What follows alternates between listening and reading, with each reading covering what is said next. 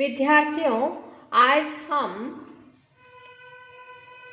लघु सिद्धांत कौमुदी में वर्णित अच के 18 भेदों का वर्णन करना प्रारंभ कर रहे हैं। सर्वप्रथम हम ह्रस्व दीर्घ प्लुत स्वर के बारे में बता रहे हैं। इसके लिए सूत्र है उकालो अज्रस्व दीर्घ प्लुतः, अर्थात एक मात्रिक उकार, द्विमात्रिक उकार और त्रिमात्रिक उकार के उच्चारण में जितना समय लगता है उतना समय जिस स्वर के उच्चारण में लगे उसकी क्रमशः ह्रस्व दीर्घ प्लुत संज्ञा होती है। यह अर्थ हमें सूत्र से भी ज्ञात हो रहा है। इसको देखने के लिए उकालः, उकाल का तात्पर्य है एक मात्रिक उकार, द्विमात्रिक उकार, त्रिमात्रिक उकार के उच्चारण करने में जो समय लगता है वह समय जिस अच के उच्चारण करने में लगे, अर्थात जिस स्वर के उच्चारण करने में लगे उसी को क्रमशः ह्रस्व दीर्घ और प्लुत कहते हैं। वरदराज आचार्य ने इसकी व्याख्या करते हुए लिखा है उश्च उश्च उश्च वह, यानी जो ऊ है उसके अगर हम शब्द रूप चलाते हैं तो वह भानु की तरह चलेंगे और भानु का शब्द रूप प्रथमा विभक्ति एक वचन में होता है ऊ, द्विवचन में होता है ऊ और प्रथमा विभक्ति बहुवचन में होता है वह। उसी बात को इन्होंने यहाँ पे इस तरह से दर्शाया है उश्च उश्च उश्च वह। फिर उसके आगे वृत्ति में लिखते हैं वाम काल इव। वाम शब्द ऊ का षष्ठी विभक्ति बहुवचन है।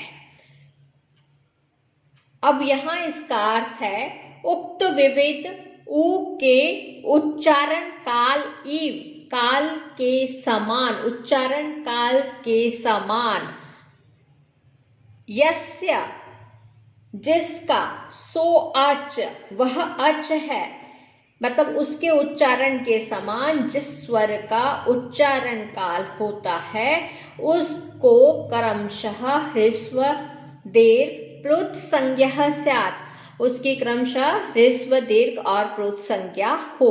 सप्रत्येकम उदात्त आदि भेदेन त्रिधा, और वह प्रत्येक यानी ह्रस्व दीर्घ प्लुत वह भी उदात्त, अनुदात्त और स्वरित के भेद से 3 प्रकार का होता है।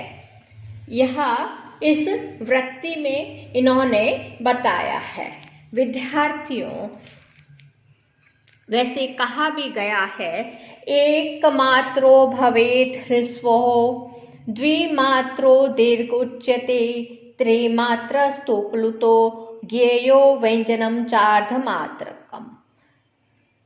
इसी बात को हम लोक व्यवहार में जब देखते हैं तो प्रातः मुर्गे की जो ध्वनि है, कुक्कुट की जो ध्वनि है वह कू कू कू शब्द से क्रमशः ह्रस्व दीर्घ और प्लुत उकार का उच्चारण हमें स्पष्ट प्रतीत होता है। इस दृष्टांत के लिए ही इस सूत्र में उकाल का ही ग्रहण किया है, अकार इत्यादि अन्य स्वर का ग्रहण नहीं किया है।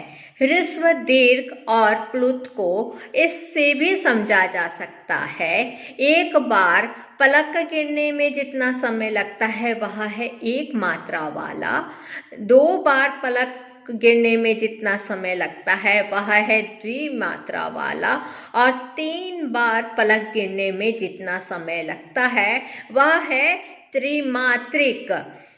इस तरह से जो समय यहाँ पे इम्पोर्टेंट है, समय ऊ के उच्चारण में, एक मात्रिक ऊ के उच्चारण में, द्विमात्रिक ऊ के उच्चारण में, त्रिमात्रिक ऊ के उच्चारण में जिस भी स्वर का उच्चारण हो रहा है वह क्रमशः ह्रस्व दीर्घ प्लुत होता है।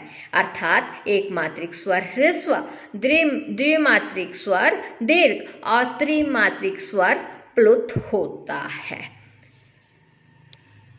ह्रस्व दीर्घ और प्लुत स्वर, ये जो स्वरों का भेद किया है वह पूर्णतः वैज्ञानिक है, क्योंकि इसका दृष्टांत हमें लोक व्यवहार में दिखाई देता है। मुर्गी की जो ध्वनि है वह इसका साक्षात उदाहरण है। बाद में हम देखते हैं अभिलौकिक संस्कृत में प्लुत स्वर है वह लुप्त हो गया है, पर वैदिक संस्कृत में हमारे उस तीनों ही उकार का उच्चारण होता था।